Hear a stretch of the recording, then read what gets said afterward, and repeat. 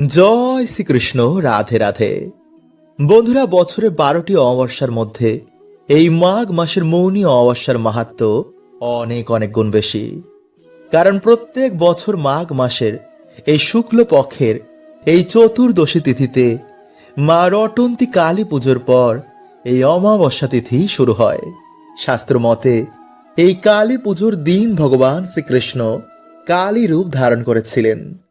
এছাড়া আরেকটি মান্যতা অনুসারে সকল গোপীরা এই দিনে জানতে পারেন যে শ্রী রাধা রানী হচ্ছে আদি শক্তি। এছাড়া কিছু লোকের মান্যতা অনুসার এই চতুর্দশীর দিন দেবী ছিন্ন মস্তার আবির্ভাব হয়েছিল। তাই এই দিনে বিভিন্ন জায়গায় মা রটন্তী কালী পুজো বা কৃষ্ণ কালী পুজো করা হয় এবং এই পুজো হওয়ার পরের দিন পালন করা হয় মৌনী অমাবস্যা, যা এবছর বন্ধুরা 2026 সালে আগামী 17ই জানুয়ারি শনিবার দিবাগত রাত 12টা 4 থেকে পরের দিন 18ই জানুয়ারি রবিবার শেষ হয়ে মধ্যরাত মানে 19শে জানুয়ারি সোমবার রাত 1টা 21 মিনিট পর্যন্ত চলবে এই অমাবস্যা তিথি। ফলে উদয়া তিথি অনুসারে আগামী 18ই জানুয়ারি চৌঠা মাঘ রবিবারই পালিত হবে 2026 সালে প্রথম মৌনী অমাবস্যা। তাই সারা বছর বন্ধুরা ভালো থাকতে, পরিবারে আয় উন্নতি বৃদ্ধি করতে, বাড়িতে মা লক্ষ্মী, ভগবান শ্রীকৃষ্ণ, হনুমানজি এবং মহাদেবের আশীর্বাদ প্রাপ্ত করার জন্য আপনারা অবশ্যই কিন্তু কাল এই মহা মৌনী অমাবস্যার মহাযোগে এই কার্যগুলো করতে একদম ভুলবেন না। এবং এই দিনে শাস্ত্র বলছে যে বাড়ি থেকে কিছু জিনিস কিন্তু আমাদের ভুল করেও কিন্তু কাউকে দিতে নেই। এতে সৌভাগ্যের নাশ হয়, বাড়ি থেকে লক্ষ্মী স্ত্রী হারায়, ফলে বিভিন্ন রকম অশান্তি এবং সমস্যায় আমাদের ভুগতে হয়। আর তা গরুর পুরাণে ভগবান শ্রীকৃষ্ণ নিজে বলছেন। তাই অবশ্যই বন্ধুরা আপনারা ভিডিওটি পুরো দেখুন। তাই চলুন বন্ধুরা, সবার আগে আমরা জেনে নিই যে এই দিনে আপনারা কোন কাজগুলি করবেন না। বন্ধুরা, এই দিন আপনারা সকাল সকালই ঘুম থেকে ওঠার চেষ্টা করবেন এবং সকালে ঘুম থেকে উঠেই আপনারা কোনো নদীতে গিয়ে যদি স্নান করতে পারেন তাহলে তো বন্ধুরা খুবই ভালো। কারণ বন্ধুরা, এই দিনে নদীতে স্নান করতে বহু দেবী দেবতার আগমন হয়, যার ফলে সেই জল স্পর্শ করাতেই মানুষের দুর্ভাগ্যের নাশ হয়ে যায়। এবং এই দিনে বন্ধুরা বহু দেবদেবী আমাদের বাড়িতে আগমন করে আমাদের আশীর্বাদ দিয়ে যান।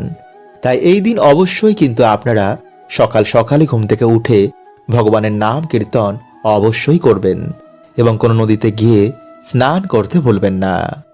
নাম্বার 2, বন্ধুরা, সেই দিন ঘুম থেকে উঠেই কিন্তু আপনারা কখনো নিন্দা, ঝগড়া, ঝামেলা, অশান্তি এগুলো করবেন না। কারণ বন্ধুরা, এই দিন বাড়িতে এই কাজ করায় মা লক্ষ্মী গৃহ ত্যাগ করে দেন, যার ফলে বন্ধুরা আপনারা কখনো কিন্তু আপনাদের বাড়িতে সুখ, শান্তি, আর্থিক উন্নতি এগুলো দেখবেন না।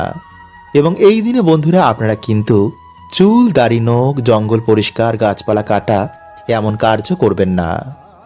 নাম্বার 3, বন্ধুরা, এই দিনে যদি আপনাদের বাড়িতে কোনো অসহায় ব্যক্তি কিছু চাইতে আসেন তো তাকে অবশ্যই আপনাদের সামর্থ্য অনুযায়ী তাকে সাহায্য করতে ভুলবেন না। কারণ বন্ধুরা, শাস্ত্র বলছে যে এই দিন যদি আমরা কিছু দান করতে পারি তো বন্ধুরা এতে আমাদের বহু গুণ দুর্ভাগ্যের সেই দিন নাশ হয়ে যায়। নাম্বার 4, বন্ধুরা, এই দিনে ভুলেও কিন্তু আপনারা কারোর সাথে কারোর মনে আঘাত দেবেন না। কাউকে আঘাত দিয়ে আপনারা সেই দিন কথা বলবেন না। কারণ বন্ধুরা, এই দিন অভিশাপ কিন্তু মানুষের জীবনে লেগে যায়। তাই এই ভুল কিন্তু সেই দিন আপনারা একদম করবেন না। নাম্বার 5, বন্ধুরা, এই দিনে কিন্তু আপনারা বাড়িতে আমিষ রান্না করবেন না। কারণ এই দিনে বাড়িতে এইসব রান্না করলে বাড়িতে কোনো দেবদেবীরা সেদিন প্রবেশ করে না, ফলে সেই দুর্ভাগ্য আমাদের জীবনে লেগেই থাকবে। তাই এই দিনে বন্ধুরা না তো আপনারা আমিষ খাবেন, না তো কোনো নেশাভান করবেন এবং না তো আপনারা সঙ্গম করবেন। এই দিন যতটা আপনারা পারবেন ভগবান বিষ্ণু ও ভগবান শ্রীকৃষ্ণ রাধা রানীর নাম কীর্তন করুন। নাম্বার 6, বন্ধুরা, এই দিনে যতটা আপনারা পারবেন বাড়িঘর পরিষ্কার পরিচ্ছন্ন রাখবেন এবং বাড়িতে আপনারা ভগবান বিষ্ণু বা রাধা কৃষ্ণের পুজো অর্চনা দেওয়ার চেষ্টা করবেন। তাই এই দিনে আপনারা গুড় বা ডালের নৈবেদ্য যদি ভগবানকে সেই দিন দিতে পারেন, বা ক্ষীর রান্না করে যদি আপনারা সেদিন ভগবানকে দিতে পারেন, তাহলে সেটি খুবই ভালো। এবং যদি না পারেন তাহলেও কোনো সমস্যা নেই। সেই দিন আপনারা সন্ধেবেলায় সামান্য গুড় বা গুড়ের বাতাসা যদি ভগবানকে আপনারা প্রসাদ রূপে তা অর্পণ করেন এবং সেই প্রসাদ আপনারা পুজোর পর খান এবং ভগবানকে নিজের মনোবাসনা, নিজের দুঃখ কষ্ট বলেন, তো অবশ্যই বন্ধুরা আপনাদের জীবনে ভগবানের কৃপা এসে পড়বে। তাই যদি বন্ধুরা আপনাদের ভিডিওটি ভালো লাগে তো অবশ্যই লাইক এবং কমেন্ট এবং শেয়ার করতে কিন্তু একদম ভুলবেন না। বন্ধুরা, ভগবান শ্রীকৃষ্ণের মতে মানুষদের এই 5টি জিনিস কখনোই কাউকে দেওয়া উচিত নয়, কারণ এই জিনিসগুলো দিলে বাড়ির লক্ষ্মী বাড়ি ছেড়ে চলে যায়। বন্ধুরা, আমাদের ছোটবেলা থেকে শেখানো হয় যে অন্য কাউকে দান দিলে জীবনে পুণ্য প্রাপ্ত হয়। ভগবান শ্রীকৃষ্ণের অনুসার যে জীবনে ভালো কর্ম করেছে তার ফল সে অবশ্যই পাবে। কিন্তু কিছু জিনিস বন্ধুরা যা কখনোই কাউকে দেওয়া উচিত নয়, নইলে জীবনে নেমে আসবে ঘোর অন্ধকার, সংসার তছনছ হয়ে যাবে, পরিবারে অকাল মৃত্যু আপনি দেখতে পারেন। তাই বন্ধুরা, জীবনে সুখে থাকতে এই জিনিসটা অবশ্যই আমাদের মাথায় রাখা উচিত। তো নমস্কার বন্ধুরা, আমি রাজু, আর আমাদের চ্যানেলে আপনাদের স্বাগত। তার আগে বন্ধুরা, ভিডিওটিকে লাইক করে কমেন্টে হর হর মহাদেব ও জয় শ্রীকৃষ্ণ অবশ্যই লিখুন। বন্ধুরা, বিষ্ণু পুরাণ ও গরুর পুরাণে অনুসার এই 5টি জিনিস মা লক্ষ্মীর সঙ্গে সম্পর্কিত রয়েছে। তাই যার জীবনে মা লক্ষ্মীর কৃপা থাকে তার জীবনে সুখ, শান্তি, মান সম্মানের কোনো কিছু অভাব হয় না। কিন্তু যার জীবনে মা লক্ষ্মীর কৃপা থাকে না তার জীবন অত্যন্তই কষ্টদায়ক হয়। তাই আপনিও বন্ধুরা মা লক্ষ্মীর সাথে সম্পর্কিত এই 5টি জিনিস কখনোই কাউকে দেবেন না। নাম্বার 1, মহিলাদের ব্যবহার করা গয়না ও গোপন বস্ত্র। বন্ধুরা, গয়নাকে মা লক্ষ্মীর প্রতীক মানা হয়। এর জন্য গয়নাগাটি কেনার পর মায়ের চরণে ছুঁয়ে তারপরেই আমরা ব্যবহার করি। আর আপনারা সকলেই জানেন যে বাড়ির মহিলারা হচ্ছে মা লক্ষ্মীর প্রতিরূপ। তাই তাদের গয়না কখনোই ধার হিসাবে বা দান করা উচিত নয়, বিশেষ করে মঙ্গলসূত্র, পায়েল ও বিছা। এতে মানুষের ভাগ্য গয়নার সাথে বাড়ি ত্যাগ করে। নাম্বার 2, বন্ধুরা, সূর্যাস্তের পর কখনোই দুধ, দই, চাল, আটা ও লবণ এমন সাদা জিনিসের দান কখনোই কাউকে করবেন না, কারণ সাদা জিনিসের নজর একটু বেশি লাগে, ফলে বাড়ির পজিটিভ ঊর্জা বাড়ি ত্যাগ করে চলে যায়। এতে নানা রকম অসুখ বিসুখ পরিবারে ঘিরে ফেলে।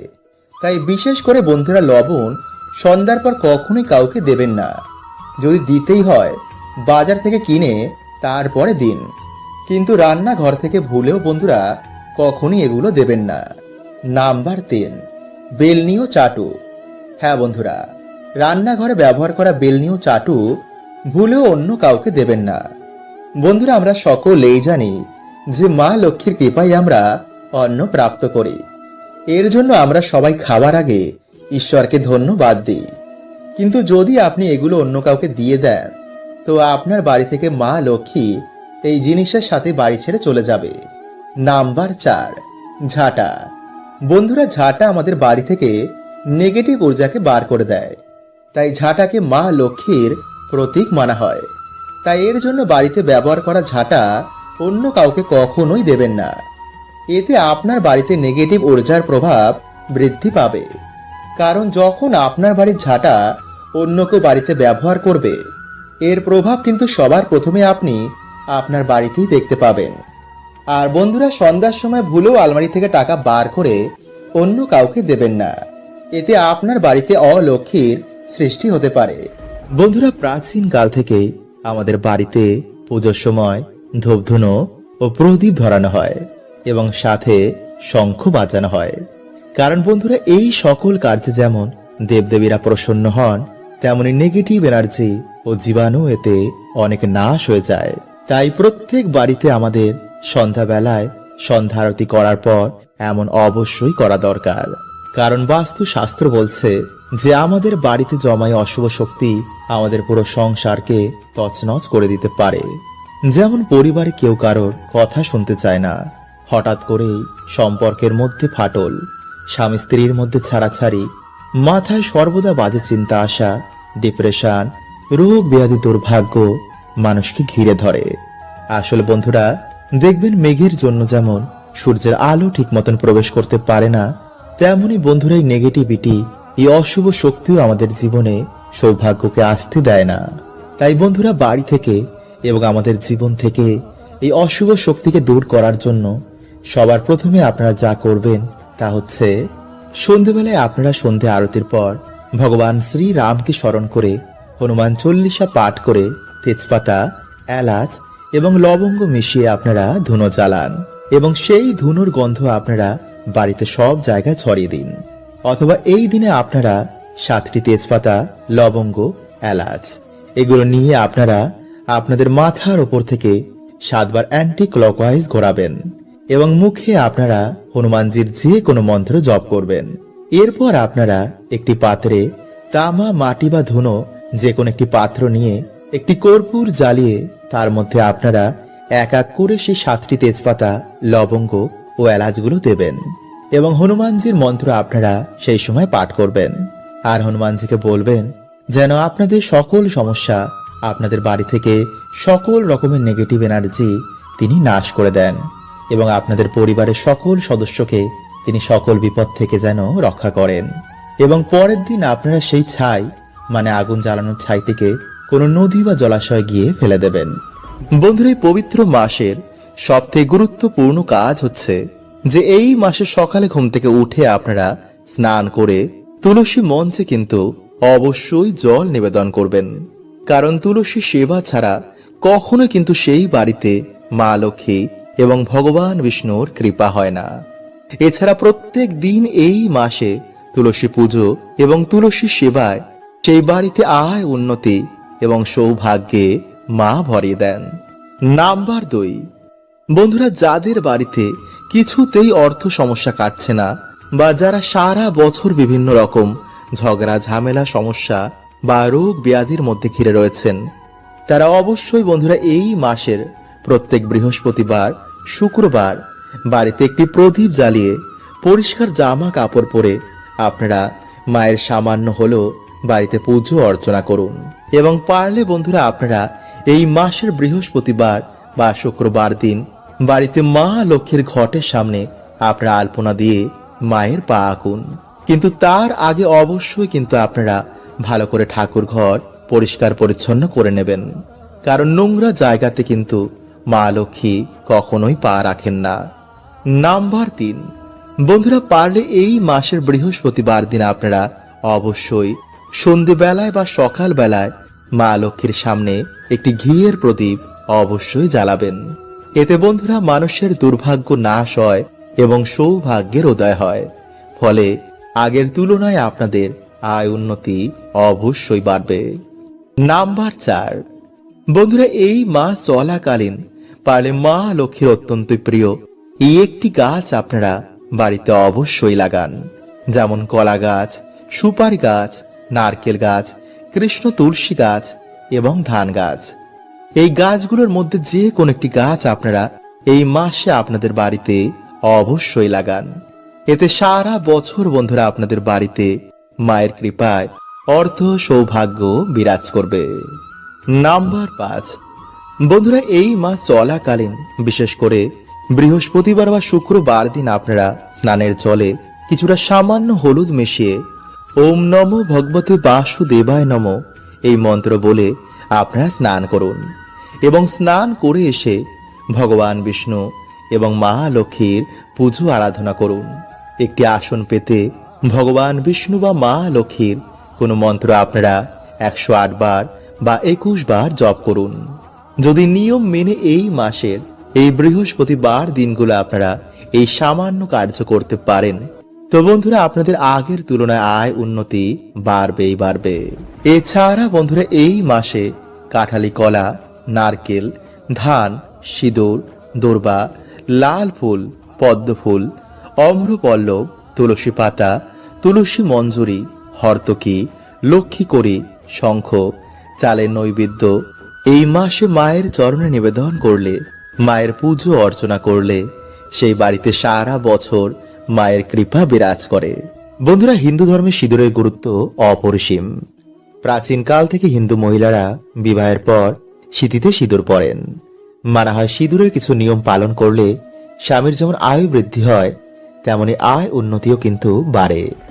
আবার সিঁদুরের কিছু ভুলেও বন্ধুরা স্বামীর আয় উন্নতির পথেও কিন্তু বাধা এসে দাঁড়ায়, মানে স্বামীর জীবনে এসে পড়ে চরম দুর্ভাগ্য। তাই আজকের এই ভিডিওতে বন্ধুরা আমরা জানব যে সিঁদুরে কোন জিনিসটি রাখলে স্বামীর আয় উন্নতি বৃদ্ধি পায় এবং পরিবারে মা লক্ষ্মীর কৃপা হয়। এবং সাথে বন্ধুরা আমরা জানব যে কোন সময় নারীদের ভুলেও সিঁদুর পরতে নেই, এতে স্বামী এবং পরিবারে দুর্ভাগ্য নেমে আসে। এবং কোন আঙ্গুল দিয়ে সিঁদুর পরা উচিত এবং সিঁদুর পরার মন্ত্র কি। তাই অবশ্যই বন্ধুরা আপনারা কিন্তু ভিডিওটি পুরো দেখতে ভুলবেন না। নাম্বার 1, ভিজে সিঁদুর কখনই আপনারা মাথায় দেবেন না। এতে বন্ধুরা ভিজে সিঁদুরের মতন আপনাদের স্বামীর আয় উন্নতিও কিন্তু ধীরে ধীরে ডেবে যাবে। নাম্বার 2, সিঁদুর পরার মন্ত্র। বন্ধুরা, বিভিন্ন জায়গায় সিঁদুর দেওয়ার বিভিন্ন মন্ত্র রয়েছে, যেমন কণ্ঠে ওম গোবিন্দায় নমঃ, কপালে ওম কেশবায় নমঃ এবং সিঁথিতে ওম কৃষ্ণায় নমঃ। নাম্বার 3, বন্ধুরা বর্তমানে অনেক নারী সিঁথিতে সিঁদুর দেয় না এবং অনেকে তো ডান দিকে তো কেউ বাঁ দিকে দেয়। কেউ কেউ তো আবার সিঁদুরের জায়গায় অন্য কসমেটিক্স ব্যবহার করেন। কিন্তু বন্ধুরা এমনটা করা কিন্তু মোটেও উচিত নয়, কারণ বন্ধুরা সিঁদুর হচ্ছে মা লক্ষ্মীর প্রতীক। এটি স্বামীর কল্যাণের জন্য, বাড়িতে আয় উন্নতির জন্য, বাড়িতে মা লক্ষ্মীর বসবাসের জন্য আমাদের পরা উচিত। নাম্বার 4, কোনো দ্বিতীয় ব্যক্তির কেনা টাকায় কিন্তু আপনারা সিঁদুর পরবেন না এবং নিজের সিঁদুর আপনারা কারোর সাথে শেয়ার করবেন না। এছাড়া আপনারা কোনো বিধবা মহিলাদের সামনেও কিন্তু সিঁদুর পরবেন না। এতে বন্ধুরা তাদের দুর্ভাগ্য আপনারা না জেনে আপনাদের জীবনে ডেকে আনবেন। নাম্বার 5, হাত থেকে সিঁদুর পড়ে গেলে আপনারা কি করবেন। বন্ধুরা, শাস্ত্র বলছে যে হাত থেকে সিঁদুর পড়ে যাওয়া মোটেও কিন্তু কোনো শুভ সংকেত নয়।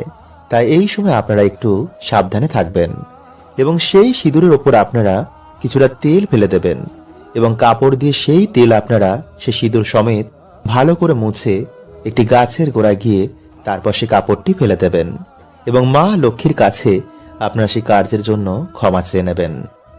নাম্বার 6, স্বামীর উন্নতির জন্য, বাড়িতে সুখ শান্তি বৃদ্ধির জন্য আপনারা মাতা পার্বতীকে বা মাতা দুর্গাকে কিছুটা সিঁদুর অর্পণ করে সেই সিঁদুর থেকে আপনারা কিছুটা সিঁদুর নিয়ে নিজেদের সিঁদুরে মিশিয়ে সেই সিঁদুর আপনারা স্বামীর কল্যাণের কথা ভেবে আপনারা প্রত্যেক দিন স্বামীর উন্নতির কথা চিন্তা করে ব্যবহার করবেন। এছাড়াও যদি বন্ধুরা আমাদের বাড়িতে কেউ মারা যায়, মানে ওষুধ চলাকালীন, সেই সময় বাড়ির মহিলাদের সিঁদুর ব্যবহার করতে নেই এবং তর্জনী আঙ্গুল দিয়ে সিঁদুর পরলে বাড়িতে শান্তি বাড়ে এবং মধ্যমা আঙ্গুল দিয়ে সিঁদুর পরলে স্বামীর আয়ু বৃদ্ধি হয়। বন্ধুরা, আপনারা সকলেই ডুমুর গাছ দেখেছেন, তাই না? কিন্তু বন্ধুরা আমরা বেশিরভাগ মানুষ এটা জানি না যে এই গাছের মধ্যে ভগবান বিষ্ণুর বাস হয়। আসলে বন্ধুরা, একটি পৌরাণিক কথার অনুসার যখন ভগবান বিষ্ণু নরসিংহ অবতার নিয়েছিলেন এবং তার লীলা যখন সমাপ্ত হয়ে যায়, তারপর বন্ধুরা তার নখ ডুমুর গাছের নিচে রেখে দেওয়া হয়। এরপর যখন ভগবান বিষ্ণু সেই নখ নিতে আসেন, তখন দেখেন যে সেই নখের জন্য ডুমুর গাছের গায়ে কাটা কাটা দাগ হয়ে গেছে। তখন ডুমুর গাছ বলেন, হে প্রভু, আপনি আমার সাথে এমন কেন করলেন? তখন ভগবান বলেন, ডুমুর, এই ক্ষতিপূরণের জন্য আমি সর্বদাই তোমার কাছে নিবাস করব এবং যে শ্রদ্ধা মনে গাছের পুজো অর্চনা করবে তাদের সকল মনোবাসনাও পূর্ণ হয়ে যাবে। তাই বন্ধুরা, অগ্নি পুরাণে অনুসার কিছু কিছু গাছের মধ্যে কোনো না কোনো দেবদেবীর আশীর্বাদ রয়েছে, যেমন ধুতরা, নীলকণ্ঠ এবং আকন্দ। বন্ধুরা, এই সব গাছের মধ্যে ভগবান শিবের আশীর্বাদ রয়েছে। ঠিক তেমনি তুলসী, ডুমুর এবং কলা গাছ। বন্ধুরা, এই সমস্ত গাছের মধ্যে ভগবান বিষ্ণুর বাস। এছাড়া বন্ধুরা কিছু কিছু গাছে আবার নেগেটিভ এনার্জির বাস হয়। তাই এর জন্য বন্ধুরা বলা হয় যে কখনো কোনো গাছের গোড়ায় প্রস্রাব করতে নেই এতে বন্ধুরা না জেনেই আমরা বাড়িতে দুর্গতি ডেকে আনি। তাই যদি বন্ধুরা আপনারা চ্যানেলে নতুন হন তো চ্যানেলটি সাবস্ক্রাইব করে পাশের বেল আইকনটিকে অল করে রাখবেন। এবং বন্ধুরা ভিডিওটি একটি লাইক করে কমেন্টে আপনারা বলুন জয় শ্রীকৃষ্ণ, হর হর মহাদেব। তাই চলুন বন্ধুরা এবার আমরা জেনে নিই সেই টোটকাটির ব্যাপারে। বন্ধুরা আপনারা দিনের বেলায় একটি ঘটিতে কিছুটা গঙ্গা জল নেবেন এবং একটি ধূপ নেবেন। এরপর বন্ধুরা আপনারা সেই গঙ্গা জল ডুমুর গাছের গোড়ায় ঢেলে দেবেন। এরপর আপনারা এই মন্ত্রটি 3 বার বলবেন। আর সেই মন্ত্রটি হলো বন্ধুরা ওম ভগবতে বাসুদেবায় নমঃ। এরপর বন্ধুরা আপনারা সেই ধূপ দিয়ে ভগবান বিষ্ণু ভেবে সেই গাছটির পুজো অর্চনা করুন।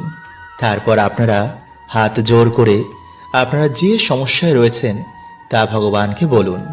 বলবেন, হে প্রভু, আমার জীবনে অনেক কষ্ট, তুমি গিয়ে প্রভু আমার বাড়িতে জীবনের সমস্ত দুঃখ কষ্ট হরণ করে নাও এবং তোমার এই গাছের 3টি ডুমুর আমাকে উপহার দাও।